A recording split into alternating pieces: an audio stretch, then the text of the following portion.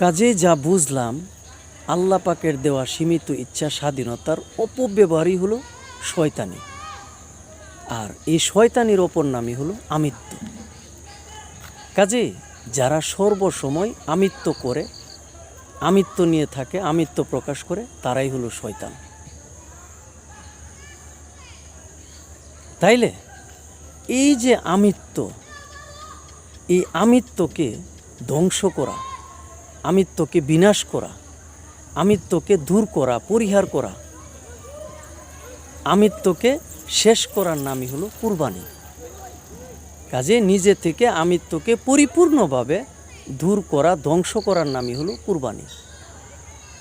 আর এই কুরবানি যারা সফলতার সাথে করতে পারে, তথা এই কুরবানি করতে যারা সফল হয়, আমিত্বকে যারা পরিপূর্ণভাবে কুরবানি করতে পারে, তারাই আল্লাহ পাকের আধিপত্যের জগৎ তথা আলমে হাহুতে পৌঁছে আল্লাহ পাকের দর্শন লাভ করতে পারে, আল্লাহ পাকের সাক্ষাৎ লাভ করতে পারে, আল্লাহ পাকের দর্শন লাভ করে, আত্মদর্শন লাভ করে আল্লাহ পাকের মধ্যে নিজেকে বিলীন করতে পারে এবং চিরকালীন মুক্তি লাভ করতে পারে, যাকে বলে অমরত্ব লাভ করা।